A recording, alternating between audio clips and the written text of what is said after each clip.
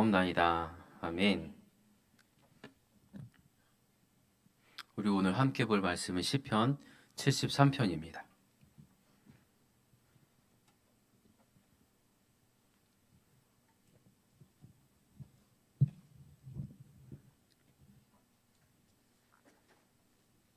시편 73편 1절에서 28절까지 한 절씩 교독하겠습니다.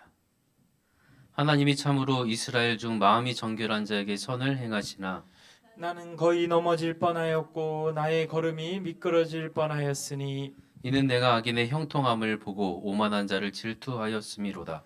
그들은 죽을 때에도 고통이 없고 그 힘이 강건하며 사람들이 당하는 고난이 그들에게는 없고 사람들이 당하는 재앙도 그들에게는 없나니 그러므로 교만이 그들의 목걸이요 강포가 그들의 옷이며 살찜으로 그들의 눈이 솟아나며 그들의 소득은 마음의 소원보다 많으며 그들은 능욕하며 악하게 말하며 높은 데서 거만하게 말하며 그들의 입은 하늘에 두고 그들의 혀는 땅에 두루 다니는도다.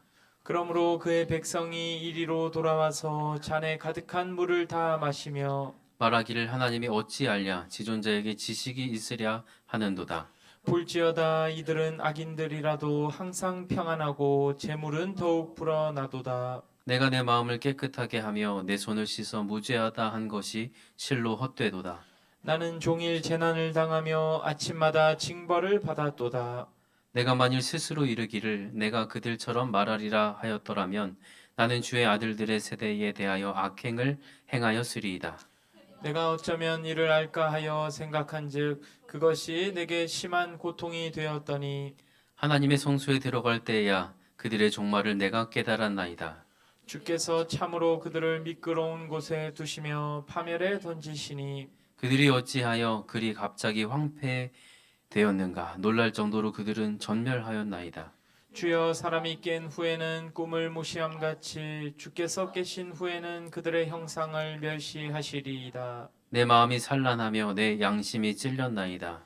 내가 이같이 우매에 무지함으로 주 앞에 짐승이오나 내가 항상 주와 함께하니 주께서 내 오른손을 붙드셨나이다. 주의 교훈으로 나를 인도하시고 후에는 영광으로 나를 영접하시리니 하늘에서는 주 외에 누가 내게 있으리요 땅에서는 주밖에 내가 사모할 리 없나이다. 내 육체와 마음은 쇠약하나 하나님은 내 마음의 반석이시오 영원한 분깃이시라. 무릇 주를 멀리하는 자는 망하리니 음녀같이 주를 떠난 자를 주께서 다 멸하셨나이다. 하나님께 가까이함이 내게 복이라. 내가 주 여호와를 나의 피난처로 삼아 주의 모든 행적을 전파하리이다. 아멘. 우리가 올 해를 시작하면서 기도합니다. 여기 하나님께서 함께 하심으로 형통한 해가 되게 하소서. 많은 분들이 이 표어를 가지고 기도하고 계실 겁니다. 우리가 수요일마다 금요일마다 이 하나님께서 함께 하심으로 형통한 것을 계속 기도합니다. 그래서 말씀을 묵상하고 기도할 때면 우리의 시선은 자연스럽게 하나님께서 함께 하신다. 여기에 주목하게 되고 또 그 다음에는 형통하게 하신다. 이 단어에 주목을 하게 됩니다. 형통을 기대하십니까? 주님이 주시는 평안, 건강, 물질의 복, 관계의 회복, 내 삶의 길이 열리는 은혜가 있기를 주님의 이름으로 축복합니다. 그런데 그 형통을 집중하고 묵상하다 보면 현실이 보입니다. 질문으로 바뀝니다. 내 삶의 형통은 언제 올까? 하나님 나에게 어떤 형통을 예비하셨을까? 지금 내가 누리고 있는 것이 정말로 형통일까? 이런 질문들이 우리의 머리를 가득 채웁니다. 그리고 그런 생각으로 성경을 다시 펼쳐보고 기도를 하게 되면 저는 그렇더라고요. 형통이란 단어를 찾게 됐습니다. 형통, 들어간 모든 구조를 찾아보게 됩니다. 물음표가 날리고 비교하게 되고 때로는 부러움이 찾아옵니다. 그런 마음 가운데 오늘 우리가 함께 나누게 될 이 시편 73편의 저자 아삽이라는 사람도 우리와 같은 갈등과 흔들림을 겪는 것을 보게 됩니다. 이 아삽은 예배자였어요. 다윗 시대의 예배자. 레위 지파 게르손 자손으로서 다윗 시대에 성전 예배하는 찬양의 책임자였습니다. 단순한 찬양 인도자가 아니라 성전 예배의 음악 감독입니다. 공동체의 신앙을 이끄는 영적 지도자입니다. 그래서 12편 정도의 시편을 썼어요. 깊은 신학적 통찰과 예언적 고백을 담은 시를 남긴 사람입니다. 그런데 그 아삽의 마음에 신앙의 큰 시험이 찾아오게 되는 거예요. 그를 흔든 것은 형통입니다. 정확히 말하면 하나님을 경외하지 않는 자들의 모습을 보고 그들의 형통함을 보고 시험 들었습니다. 악한 자들이 잘 되고 살펴보니까 고통도 없는 것 같고 훨씬 평안하게 사는 모습 앞에서 그의 마음이 요동칩니다. 그리고 생각하는 것이 정결한 마음으로 사는 것이 과연 무슨 유익이 있을까? 이 질문이 단지 아삽의 질문입니까? 하나님을 사랑하며 정직하게 살고자 하지만 세상에서의 삶을 바라볼 때 오히려 불의를 행하는 자들이 앞서가는 것처럼 보일 때가 있습니다. 직장에서, 사회에서, 인간관계 속에서 믿음을 지키고 사는 거 손해처럼 느껴질 때가 있습니다. 교회를 섬기면서 헌신한 시간이 가끔은 헛된 수고처럼 여겨지기도 합니다. 그럴 때 우리 안에 이런 질문이 떠오르는 거예요. 왜 믿지 않는 사람들 더 잘되고 의인은 고난을 겪을까? 바로 그 질문이 아삽의 질문이었고 오늘 우리의 질문입니다. 아삽은 그 질문 앞에서 어떻게 했을까요? 그는 절망에 빠져서 믿음을 저버렸을까요? 성소를 떠나서 악인의 길을 따랐을까요? 그렇지 않죠. 그는 그 질문을 가지고 하나님 앞에 갔습니다. 익숙한 예배의 자리로 나아갔습니다. 하나님의 성소 앞으로 갔습니다. 바로 그곳에서 하나님께서 아삽을 만지셨습니다. 악인의 형통이 아니라 하나님의 공의와 영원한 진리를 깨닫게 하셨고 세상이 줄 수 없는 진정한 형통, 곧 하나님 한 분이면 충분하다는 그 고백을 회복시켜 주셨습니다. 하나님께서 아삽에게 말씀하세요. 나는 내 마음의 반석이다. 그리고 너의 영원한 분깃이라. 그 깨달음이 바로 아삽의 신앙이 다시 세워진 순간이었습니다. 오늘 우리도 이 말씀 앞에 섭니다. 혹시 흔들리고 있다면 지금 이 순간이 하나님께서 우리의 믿음을 다시 세워주는 시간이 되기를 소망합니다. 오늘 본문을 통해서 아삽의 신앙이 어떻게 흔들렸고 또 어떻게 회복되었고 마침내 어떤 고백으로 나아가는지를 함께 살피면서 은혜를 나누고자 합니다. 아삽은 예배자입니다. 하나님을 깊이 아는 공동체의 영적 정서를 이끌던 리더였습니다. 하루 이틀 예배한 게 아닙니다. 뭐 한 주, 두 주 아닙니다. 1년, 2년 아닙니다. 그의 삶을 들여서 전생애로 예배한 사람입니다. 수십 년 동안 성소에서 하나님의 이름을 높이고 살았습니다. 말씀과 기도를 가까이 했고 경건과 거룩한 마음에 살고자 했던 사람입니다. 그런데 그런 아삽이 2절로 이런 고백을 하는 거예요. 나는 거의 넘어질 뻔하였고 나의 걸음이 미끄러질 뻔했다. 여기서 넘어질 뻔했다라는 말은 단순히 감정이 요동쳤다 이 정도가 아닙니다. 믿음의 근간이 흔들렸습니다. 신실하게 붙들어 왔던 하나님은 선하시고 의인을 돌보시며 악인은 심판하신다는 그 믿음이 흔들렸습니다. 눈앞에 닥쳐온 현실 앞에서 내가 이렇게 신앙하는 것이 맞나? 내가 이렇게 예배하는 것이 맞나? 라는 질문을 한 거예요. 3절 말씀 보시면 내가 악인의 형통함을 보고 오만한 자를 질투하였습니다. 여기 보고라는 말이 중요합니다. 악인의 형통함을 보았다. 어떻게 보았을까? 그냥 스쳐 지나간 게 아닙니다. 유심히 관찰하고 분석해서 봤습니다. 나는 예배하면서 나의 현실은 이렇게 달라지지 않고 오히려 힘들게 살아가는데 하나님을 믿지 않는 사람들의 삶을 하나부터 열까지 보니까 그들의 삶을 깊이 바라보고 내 삶과 비교해보고 곱씹어보고 마음에 품었다라는 얘기입니다. 악인들이 누리는 삶이 어떤 것인지 오래도록 지켜보다 보니까 그 마음에 믿음이 흔들리고 그들의 삶을 동경하게 됩니다. 그들의 삶을 부러워하게 되고 질투하게 됩니다. 여기서 질투라는 단어는 단순히 부럽다 아닙니다. 그들이 가진 것을 나도 갖고 싶어서 견딜 수가 없다. 참을 수가 없다. 나도 그곳에 나아가서 그들이 소유한 것을 다 가지고 싶다는 시기와 집착의 상태입니다. 그러면 아삽이 그렇게 부러워했던 악인의 형통함, 구체적으로 어떤 것이었을까요? 4절에서 12절까지 이 긴 구절 속에서 아삽이 그동안 살펴본 악인들의 삶을 설명하고 있습니다. 아삽이 보기에 그들은 죽을 때도 고통이 없었습니다. 병상에서 고통받지도 않고 평온하게 죽었습니다. 건강하게 살다가 자연사를 합니다. 아무 일도 없었던 것처럼 그렇게 살아가더랍니다. 그들이 사는 동안 일반 사람들이 겪는 고난도 없습니다. 5절입니다. 사회적 재난도 갑작스러운 실패도 다 피해가는 것처럼 보였습니다. 6절입니다. 교만은 그들의 목걸이입니다. 자랑거리였습니다.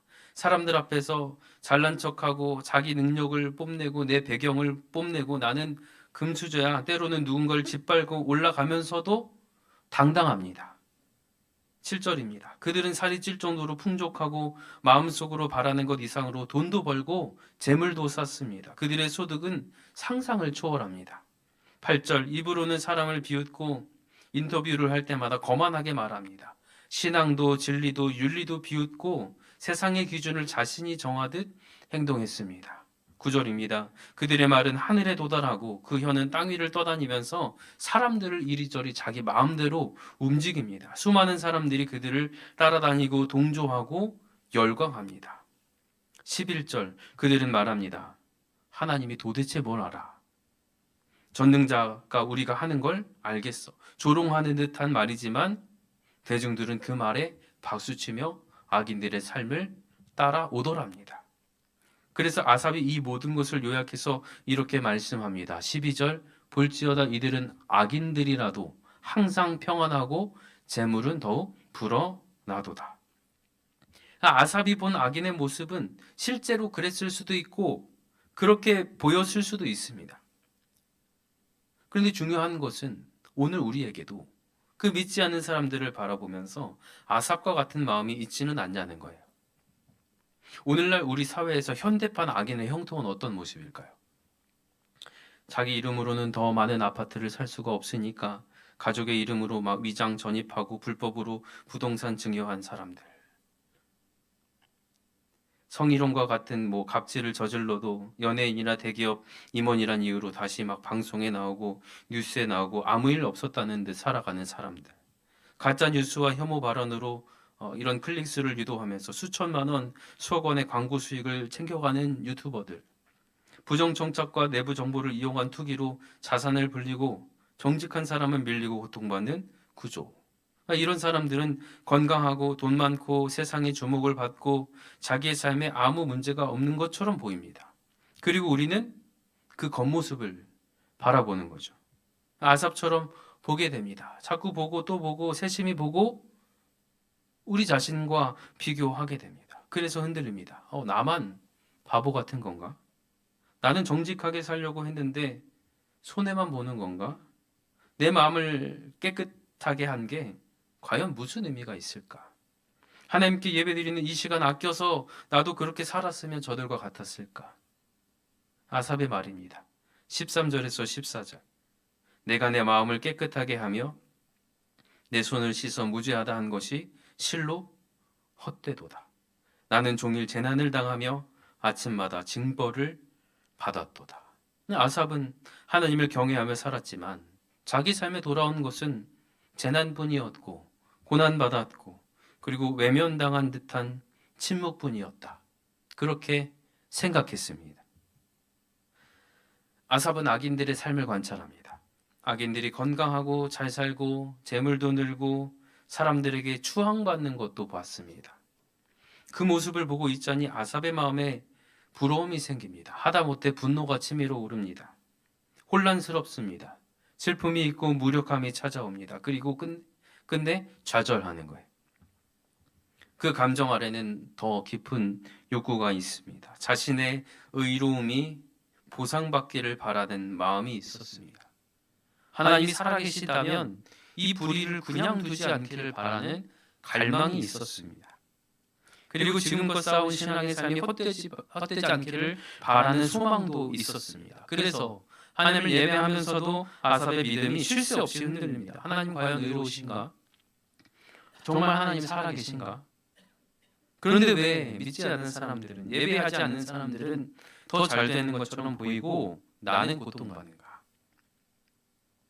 이 질문은 성경 전체를 통틀어서 반복되는 모든 사람의 고민입니다. 욥은 어땠습니까? 의롭고 경건했지만 모든 것을 잃는 고난을 겪습니다. 의인의 삶이 오히려 고난을 부르는 현실 앞에서 흔들렸습니다. 예레미야는 하나님의 말씀을 전하다가 조롱과 핍박을 받았습니다. 세상의 형통과 하나님의 공의 사이에서 갈등했습니다. 하박국은 어땠습니까? 불의가 가득한 시대를 보면서 아무것도 변하지 않는 그 모습을 보면서 하나님의 공의가 당장 보이지 않는 현실 속에서 답답해했습니다. 그리고 지금 아삽도 그 질문 앞에 멈췄습니다. 그리고 오늘 우리도 이 질문 앞에 서 있습니다. 우리 역시 의롭고 신실하게 살고자 하는 마음이 때로는 외면당하고 때로는 배신당하고 때로는 고난을 부를 때가 있습니다. 그러나 중요한 것은 무엇입니까? 아삽은 뻔했으나 하나님을 떠나지 않았습니다. 비록 흔들렸고 무너졌고 그 마음이 바닥까지 내려갔지만 그 모든 혼란을 가지고 세상을 향해 뛰쳐나간 게 아니라 하나님 앞에 가지고 왔습니다. 그게 신앙입니다. 무너지는 마음을 감추지 않고 하나님 앞에 토해낼 수 있는 용기, 그게 믿음의 고백입니다. 혹시 여러분의 마음도 흔들리고 있다면 그 흔들리는 마음조차 하나님께 내어드리기를 바랍니다. 정직한 탄식을 외면하지 않으시는 하나님을 신뢰하는 은혜가 우리의 마음 가운데 있게 되기를 주님의 이름으로 축복합니다. 아삽의 신앙은 거의 무너질 뻔했습니다.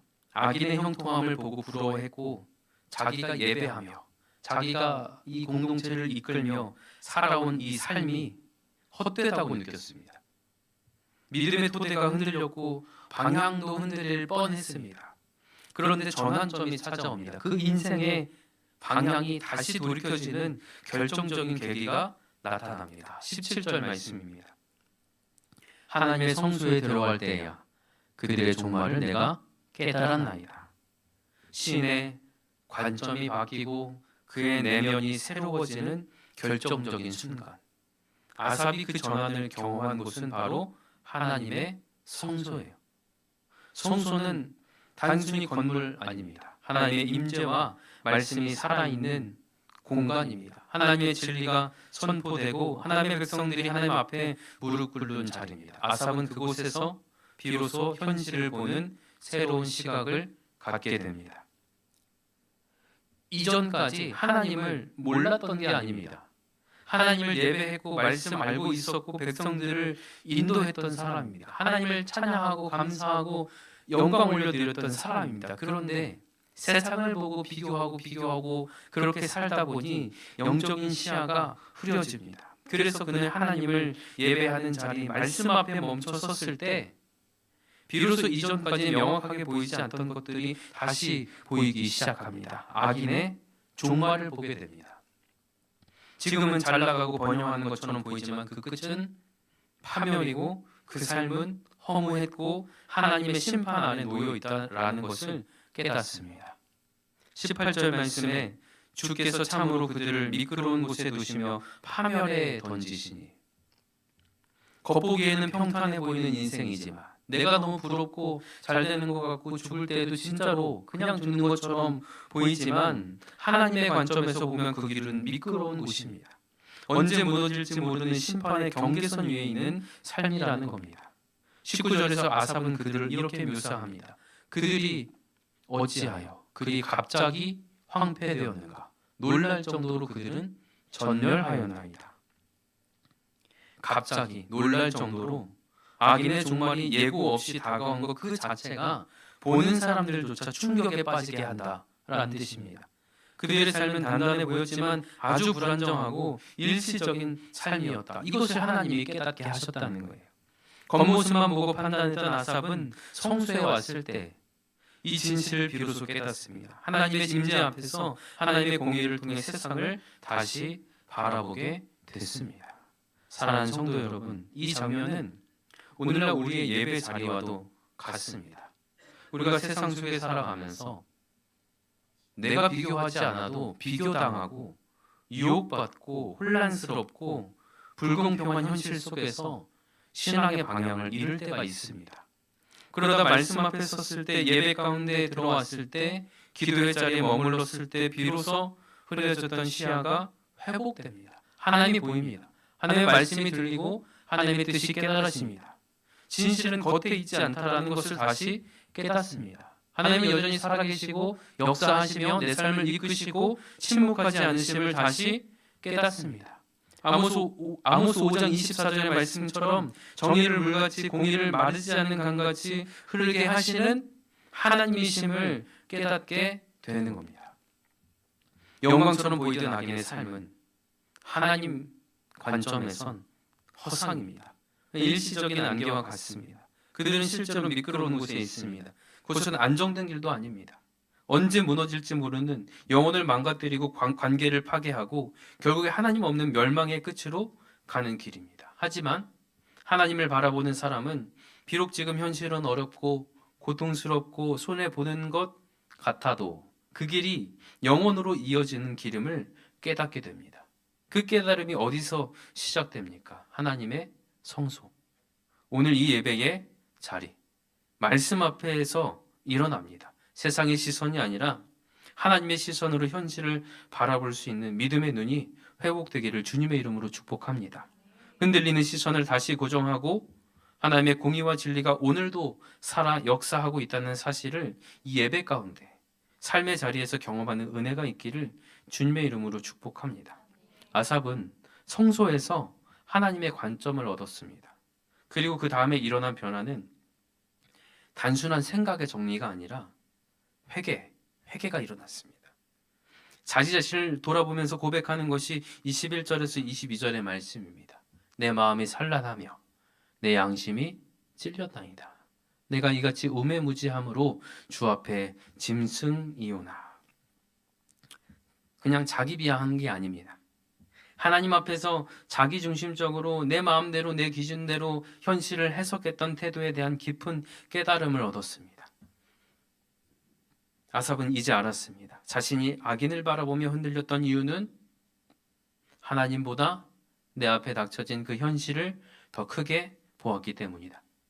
그리고 바로 그 지점에서 문제의 너머에 계신 주님을 다시 바라보게 됩니다. 그리고 고백합니다. 23절, 내가 항상 주와 함께하니 주께서 내 오른손을 붙드셨나이다. 아멘.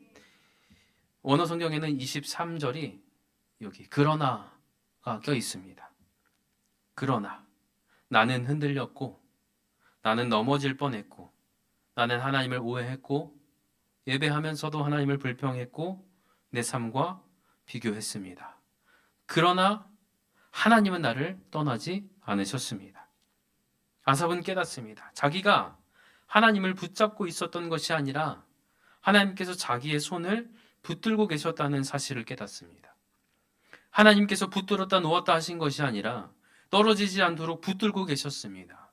근데 오른손을 붙으셨습니다. 아삽의 능력을 붙으시고 아삽의 행동을 붙으시고 선택과 의지와 삶의 방향의 모든 것을 붙드시고 계셨다. 이것을 깨닫습니다. 이 아삽의 시선이 완전히 바뀝니다. 현실을 기준으로 하나님을 바라보던 자리에서 이제 하나님 기준으로 다시 현실을 바라보는 자리로 옮겨집니다. 24절, 주의 교훈으로 나를 인도하시고 후에는 영광으로 나를 영접하시리니. 중요한 것은 관점은 바뀌었는데 현실은 똑같잖아요. 당장의 형통이 아니라 후회입니다.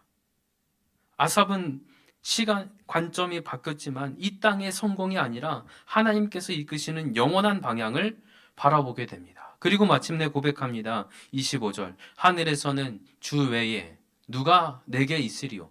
땅에서는 주밖에 내가 사모할 이 없나이다. 아멘. 이 고백은 체념 아니죠. 나 다 포기하겠습니다. 아닙니다. 비교를 다 해보고 나니 그 끝난 자리에서 나오는 신앙의 고백입니다. 아삽은 악인의 형통도 받고 자신의 고난도 받고 하나님의 공의와 종말도 받습니다. 그 모든 과정을 지나 마침내 고백하는 것이 하나님 한 분이면 충분합니다. 26절 내 육체와 마음은 쇠약하나 하나님은 내 마음의 반석이시요 영원한 분기이시라. 내 인생에서 내가 받은 몫은 돈이 아니라 하나님입니다. 내가 가진 최고의 유산은 하나님입니다. 이 고백을 하고 있는 거예요. 사랑하는 여러분, 이 고백은 아무 일도 겪지 않은 사람은 못합니다. 믿음을 소유하고 신앙생활 하다가 현실 앞에서 똑같이 비교하고 흔들리고 부러워하고 좌절해본 사람만이 이 고백의 깊이를 알 수가 있습니다. 시편 73편은 이렇게 마무리됩니다. 27절과 28절인데요. 노란색 글씨 한번 같이 읽어보겠습니다. 시작. 무릇 주를 멀리하는 자는 망하리니 하나님께 가까이함이 내게 복이라. 아멘. 복은 환경이 아니라 하나님과의 거리의 문제입니다. 하나님께서 멀어지면 아무리 형통해도 그것은 멸망의 길이고, 하나님께 가까이 있으면 비록 지금은 고난이 있어도 그것이 복이라는 겁니다.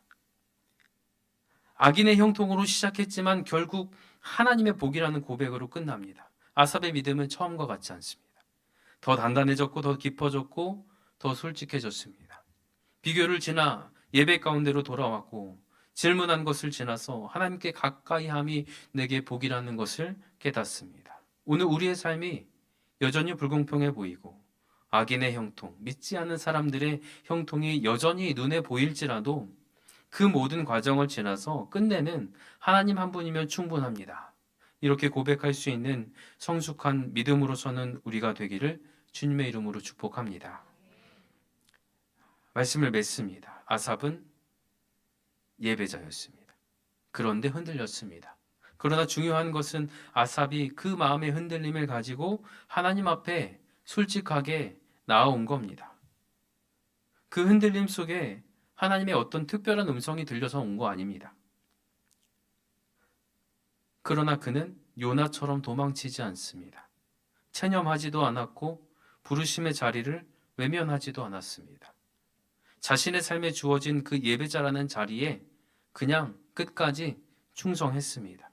그리고 하나님의 성소로 나아갔을 때 그 예배의 자리에서 말씀 앞에서 비로소 진짜 현실을 보게 되는 겁니다. 그 자리에서 고백하는 거 하나님 한 분이면 충분합니다. 아삽이 어떻게 다시 성소로 돌아올 수 있었을까요? 하나님께서 그를 붙들고 계셨기 때문입니다. 그것이 바로 아삽의 현재 자리였고 아삽은 하나님의 붙드심 없이는 살 수 없는 사람이라는 거죠. 하나님께서 그를 찬양하는 자리에 예배자로 세워주신 겁니다. 그리고 아삽은 자신의 마음이 흔들리든 말든 그 자리를 지키고자 애썼습니다. 생각은 이리저리 흔들렸지만 그는 여전히 말씀에 순종하는 사람이었습니다. 하기 싫어도 이해되지 않아도 아마 그는 습관을 따라서 성소로 나아갔을 겁니다. 아무것도 손에 잡히지 않고 무엇을 해야 할지 모르는 탈진의 상태 속에서도 하나님 성소 앞으로 나아갔을 거예요. 그리고 그 순종의 자리는 결국 하나님의 붙드심을 다시 확인하는 자리가 된 겁니다.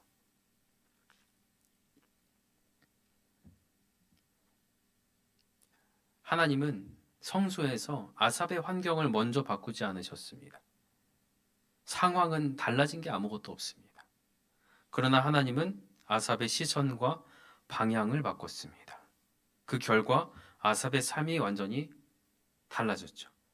이제 하나님과 함께 하심으로 형통한 삶, 그 형통을 온전히 누릴 수 있는 삶을 살게 된 겁니다. 오늘 이 자리에 모인 우리도 같습니다. 우리가 은혜의 보좌 앞에 담대히 나올 수 있음은 하나님께서 우리를 붙들어 주셨기 때문입니다. 주님이 저를 목사로 세우심은 떠나지 못하게 하시려고, 딴 데 가지 말라고.